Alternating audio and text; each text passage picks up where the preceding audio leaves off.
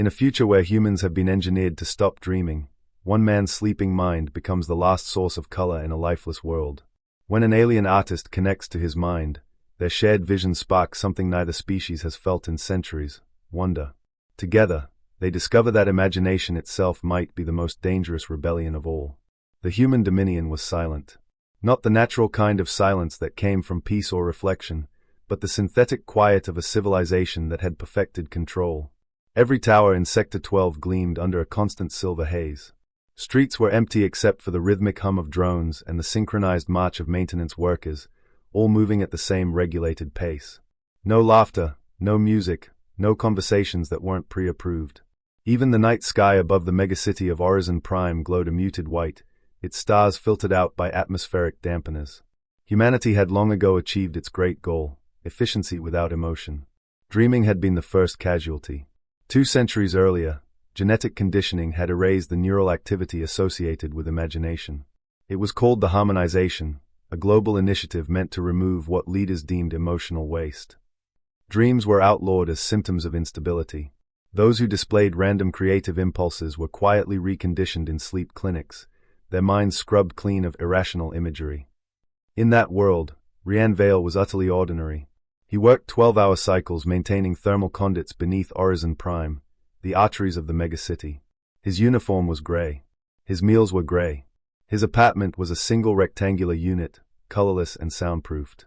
Every night, he lay down beneath the silver pulse of a sleep regulator, a thin metallic band across his temples, and drifted into the mandated state of null sleep, dreamless and uniform. No color, no emotion, no thought, until the day she arrived. It began as a maintenance order. Rian was summoned to Observation Deck 47, a restricted zone used for xenobiological research. The Dominion had recently established diplomatic contact with the Lumerans, an alien species of crystalline physiology, creatures of refracted light and living color. They were scientists, artists, philosophers, and to humans, dangerously unpredictable. The Dominion had invited one Lumeran emissary to assist with visual frequency technology, something humans had long since lost interest in. Her name was Kaylee Zenvara. When Rian entered the chamber, the difference hit him like a physical force. She stood beside a wall of mirrored glass, her translucent skin glimmering with soft hues that shifted like liquid fire. Light bled through her hair, casting the room in faint purples and blues. The air seemed alive around her. He blinked hard. Maintenance. Unit 45B. I was told there's a malfunction in your neural console. Kaylee's turned. Her voice was melodic, layered with tones that seemed to hum more than speak. Ah, the engineer. You're human. The statement wasn't judgmental, just curious. She tilted her head, eyes bright with refracted color. I was told you no longer perceive chromatic variance. Rian hesitated. He didn't understand half her words, but he caught the meaning. Color, we see enough to function. That's not seeing, Kaylee said gently, almost to herself. That's surviving. He crouched by the console, trying to ignore the strange pull in her tone. The device was unlike anything in human tech, alive, pulsing faintly like a heart. A display flickered, filled with shifting hues he couldn't fully register. Diagnostics online, Rian muttered, connecting his neural scanner to the console's base. Shouldn't take long. Kayla's leaned closer, fascinated. You channel data through your mind. It's standard interface, he said. Direct neural connection. No emotion, no interference. She smiled faintly, a shimmer of gold across her face. No emotion. You say that as if it were virtue. Rian didn't respond. He was trained not to. But when she reached out, curious, unthinking, and brushed her luminous fingers against the scanner that linked to his temples, everything changed. The room exploded in color. Not light, not hallucination, but dream. In an instant, Kaylee's was pulled into the echo of something that shouldn't exist, the faintest flicker of human imagination buried deep in Rian's mind. She gasped, her body fracturing into radiant hues. Around them, the sterile chamber filled with phantom images, a sea of blue water, a sky unfiltered, the laughter of a child, fragmented, fragile, fading like old film. Rian tore the scanner off, stumbling back, eyes wide with confusion. What was that? Kaylee stood motionless, trembling. You, her voice faltered, color dimming in disbelief. You dreamed. That's impossible. No, she whispered, stepping closer. It's extinct in your kind. Your records, your science, your laws, everything says it cannot be. He backed away, shaking his head. Maybe it was static. A feedback loop. She smiled sadly. Static does not laugh, Rianne Vale. Her words struck him like a blow. He hadn't told her his name. The scanner had shown her fragments of his identity, his buried thoughts, things he wasn't supposed to have. He wanted to deny it, to push it away, to run back to the safety of gray walls and structured silence. But somewhere inside him, something fragile stirred. That image, the sea, the child, the laughter, it was real. For the first time in his life, he felt longing. The next morning, he was summoned to the Dominion Health Bureau. 2 officials waited in a room that smelled of antiseptic and ozone. Technician Vale, said one, expression flat. Your neural data showed irregular spikes during last cycle. Source.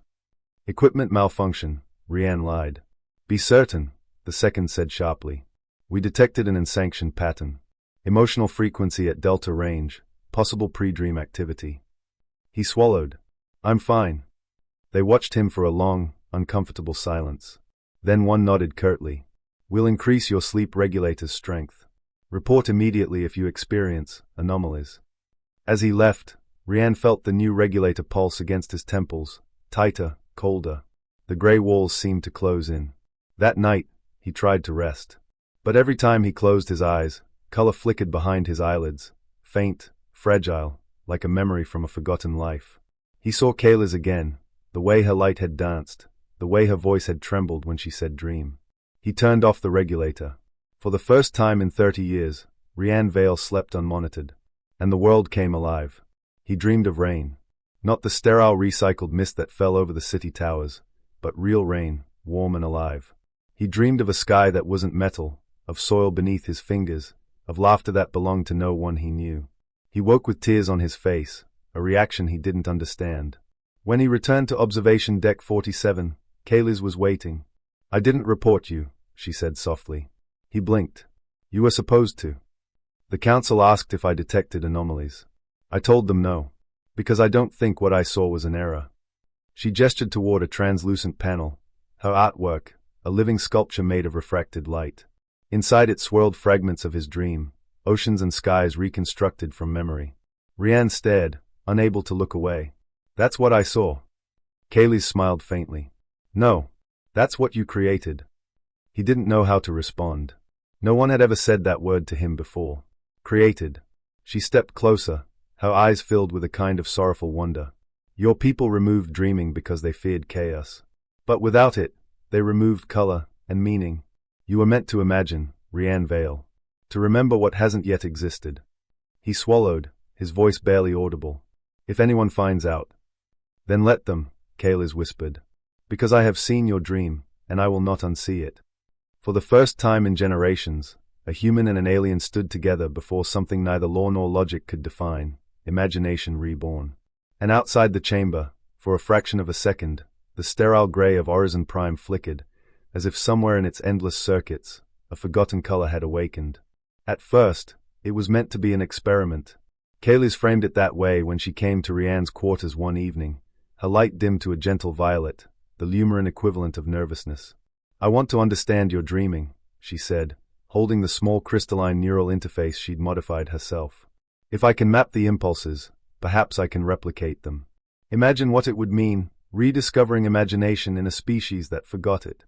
Rianne hesitated. You're talking about forbidden neuroactivity. If the Bureau detects it, they'll classify both of us as contaminated. Kaylis smiled faintly, her eyes shimmering with a hue he didn't have a name for.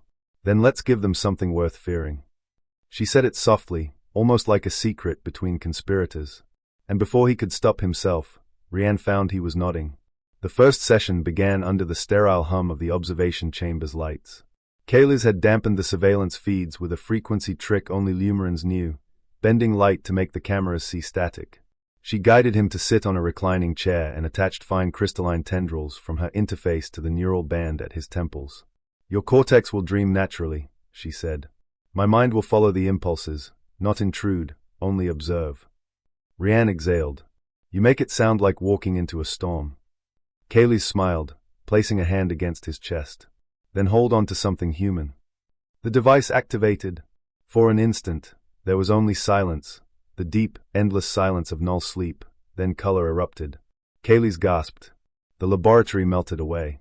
She stood in a landscape of impossible vibrancy, skies bleeding gold and turquoise, mountains of glass, trees shimmering with crystal leaves. The air itself pulsed with rhythm, like a heartbeat. At the center of it all stood Rian, but not as she knew him. His gray uniform was gone, his body shimmered faintly, traced in threads of silver light. When he turned to her, his eyes reflected color for the first time. "Is this my mind?" he asked, astonished. "Yes," Kayles whispered. "Your dream." The colors responded to their words. When he laughed, awkwardly, uncertainly, waves of amber rippled across the sky.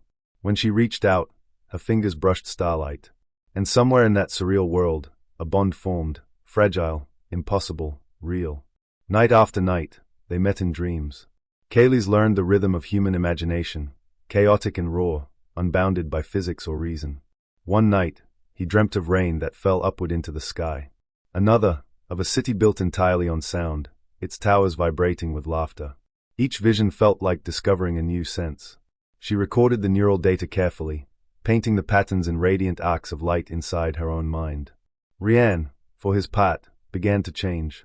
He started seeing faint hues in the waking world. The walls of his apartment no longer seemed purely gray. Subtle undertones of blue shimmered where light struck.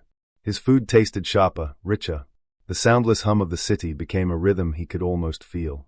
When he mentioned it to Kayles, she looked startled. "You're perceiving color outside of the dream. Maybe your mind's bleeding into mine," he joked weakly. "Or maybe," she said softly, "your mind is remembering what it was." Their sessions grew longer, deeper. They began speaking less with words and more with sensation. Pulses of emotion exchanged through the link. Kayles would send him the color of joy, a bright burst of golden heat, and he would answer with the pulse of curiosity, a trembling silver note. It was communication beyond language, the fusion of thought and art. One night, the dream changed. Rian stood in an open field beneath a twilight sky, half gold, half blue. He turned and saw Kayles there, her form flickering between light and flesh. She was radiant, her body refracting hundreds of hues at once. But she looked troubled. "The Dominion is noticing," she said. "Your neural records show variance. You're starting to deviate from baseline cognition. They'll send monitors soon." Rian frowned. "Then we stop." Kayles shook her head. "No, not now. What you're doing, what we're discovering, it matters. Your people have forgotten what it means to create. But when I dream with you, I feel your world coming back to life." He hesitated. Why you? Why are you helping me?" Kayles smiled faintly, her colors dimming into soft violet. "Because when I see your dreams, I remember something my own people lost, wonder. We've painted stars, sung light, shaped reality itself, but we've forgotten what it means to be amazed." He looked at her, really looked, and for the first time, he saw not an alien being of perfect symmetry, but someone as lonely as he was. They reached for each other, and the dream responded. Their hands met, human skin and radiant light, and the world around them ignited. The sky filled with streaks of color that pulsed like heartbeats.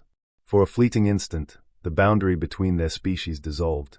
Two minds, two souls, one shared imagination. When he woke, Rian's chest ached, not with pain, but with the unbearable weight of feeling. Days passed. The Dominion grew suspicious. Inspectors visited his sector, scanning for unauthorized neural frequencies. Rian kept his head down, but the color bleeding into his life grew harder to hide. When he passed a glass tower, he swore he saw faint reflections of gold rippling through the mirrored surface. When he looked at people in the streets, their gray eyes seemed a little less empty.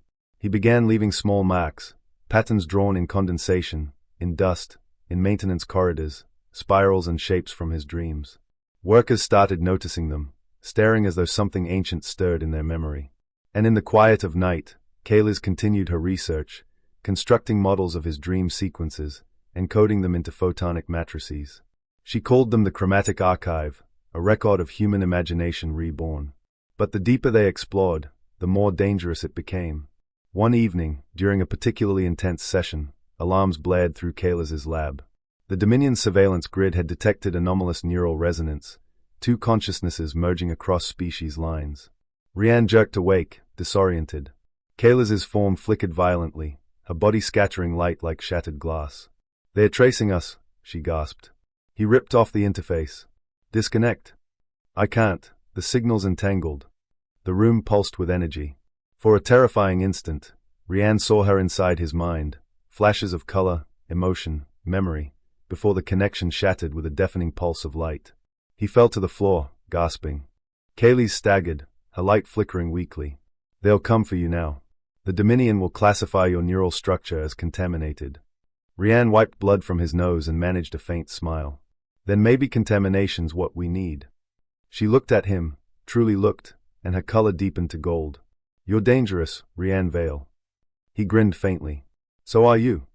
Outside, the megacity continued its endless hum, unaware that two forbidden minds had just rediscovered the oldest rebellion of all, the ability to dream.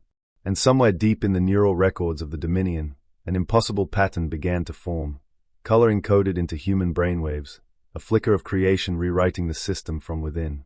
Kaylee looked at the readout, her heart trembling with awe. "Do you see it?" Rian asked softly. She nodded. "Yes. It's color. But it's more than that. It's hope." And for the first time in human history, hope had a wavelength. It began with a flicker.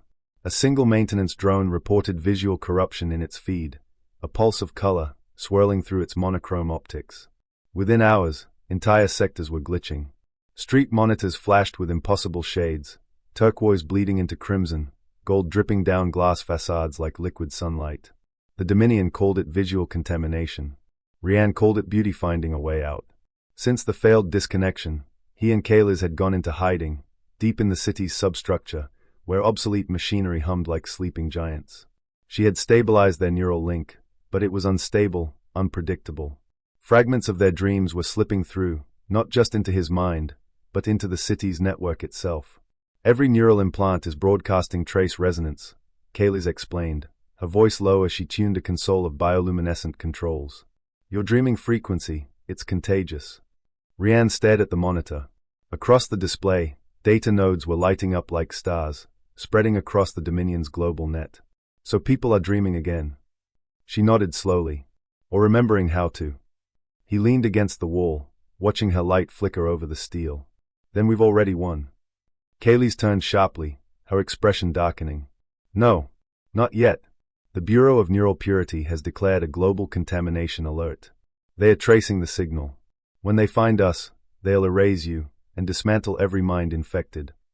Rian gave a half smile. "Then we make sure they can't stop it." That night, while the city above simmered in confusion, they went deeper. The sublevel network still held relics from the old web, ancient fiber lines unregulated by the Dominion. Kaylee interfaced with them, using her luminal cognition to map the system faster than any human AI could. "Every human mind is linked to the central sleep grid," she said. "If we can inject a single encoded dream into that grid, it'll propagate across the planet before they can isolate it." Rian frowned. "You want to send a dream to 8 billion people?" Kaylee smiled faintly. "Not a dream. Our dream." He stared at her for a moment, the soft glow of her form reflecting in the metal walls, painting them faintly violet. "You realize this will mark us forever." She reached out and placed her fingers over his. "Then let the record show what love looked like, when the world forgot how to imagine." 4 days, they worked in silence. Rian built the transmission architecture from salvaged Dominion relay nodes, while Kaylee encoded the emotional frequency of their shared dreams. She didn't use words or images, she used sensation. The sound of laughter echoing through rain. The ache of holding someone who understands you. The rush of creation, and the quiet after joy. "This isn't just art," she whispered, watching the pulse waveform unfold. "It's memory. You're giving them back what they lost." He nodded. "We're giving them back themselves." Then, the Dominion struck. Alarms thundered through the tunnels. Metallic boots clanged against steel walkways. The Bureau's neuroguards flooded the substructure, their visors glowing crimson, weapons tuned to disrupt neural frequencies. Kaylee spun toward Rian. "They've locked onto the signal. We don't have time." Rian slammed his hand onto the console. "Then we launch it now. Without calibration." "Do it." Kaylee's fingers danced over the controls.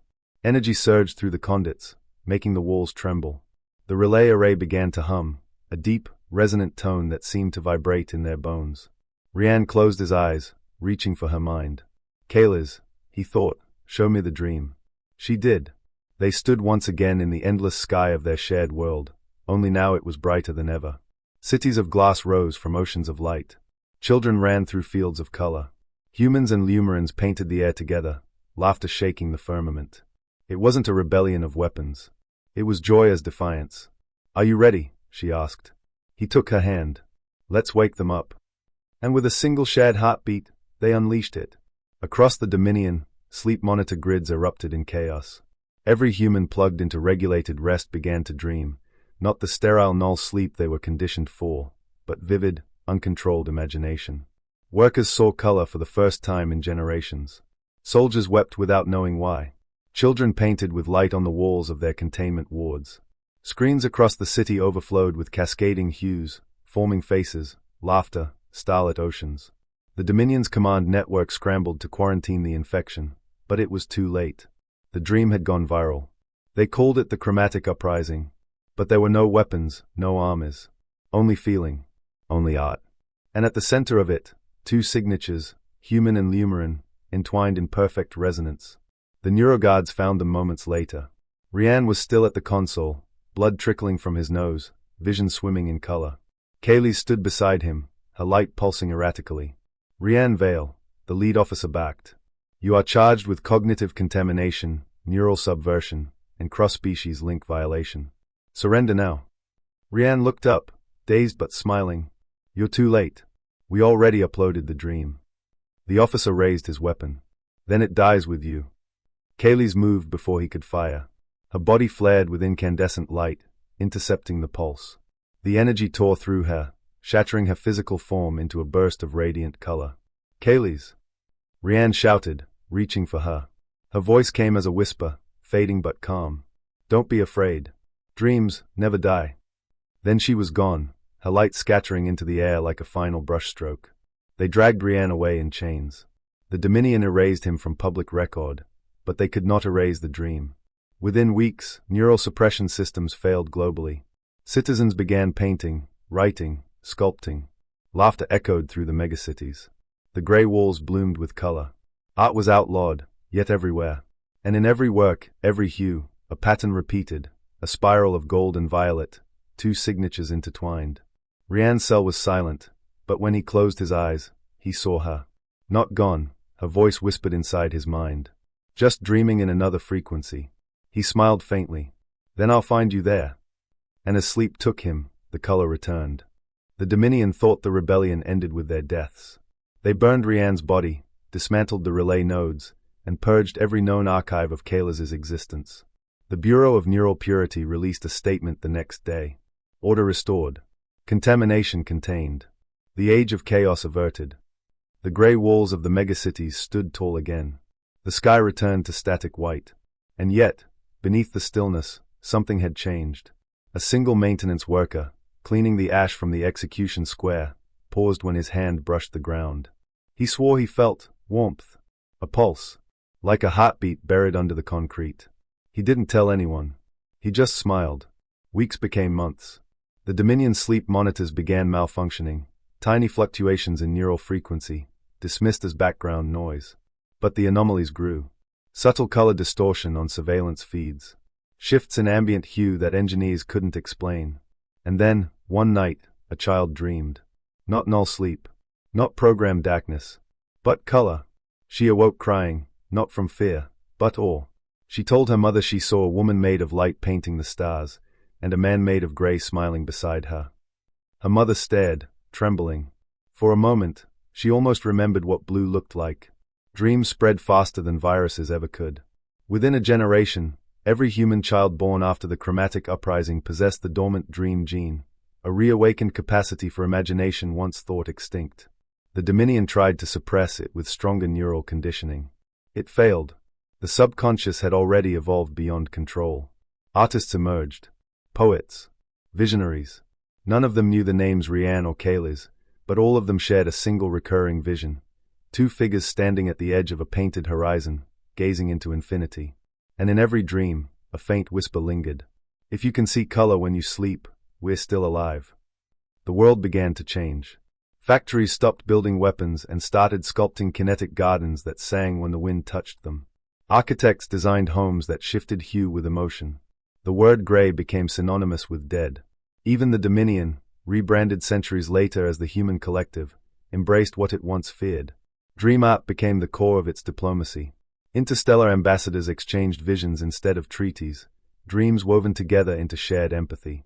And on distant worlds, species once divided by biology found communion in this new art form. They called it the resonance of Kalas, painting emotion through quantum light. And the Veil equation, the math of turning memory into living color. Millennia passed. EOS 9, the moon of silence, once thought barren, now bore an observatory built from translucent stone. Pilgrims from across the galaxy gathered there to dream beneath the same starlit dome that Rian once stared at in despair. They didn't pray. They felt. When the winds blew just right, the observatory's crystal lattice hummed, low and rhythmic. A pulse. Like a heartbeat. Scientists recorded it, fascinated. The frequency matched the exact rhythm encoded in Rian Veil's last neural transmission. And deep within the resonance, layered beneath harmonics, they found another signal. Kalas's laughter. The galaxy named them the Dreambound. Statues rose across 100 worlds, the Lumaran painter and the human dreamer standing side by side, hands clasped, faces turned toward a horizon of impossible color. The inscription beneath every statue read, "They taught us that silence was never empty, and gray was never the end." Children recited their story as myth. Artists invoked their names in prayer before sculpting. And somewhere, perhaps only in imagination, perhaps beyond it, Kalas and Rian continued to exist, woven into the collective subconscious of sentient life. Because their dream was not merely a rebellion. It was evolution. The rebirth of the soul through art. Centuries later, during the Great Alignment, a Lumaran poet wrote what became known as the chromatic hymn. When all color fades, and stars go blind, remember the two who dreamed in kind. He saw in gray, she dreamed in hue. And through their hearts, the world grew new. That poem became the anthem of the intergalactic accord, a civilization united not by conquest, but by imagination. And so it was that humanity, once the gray machine of the cosmos, became its artists, its poets, its dreamers again. Because two souls refused to accept a world without wonder. Because love, painted across the void, became language. And somewhere, among the nebulae and stars, if you listened closely enough, you could still hear the echo, faint but unyielding, of a heartbeat and a laugh intertwined, resonating forever in the dreamscape of creation. "If you can see color when you sleep," it whispered, "we're still alive."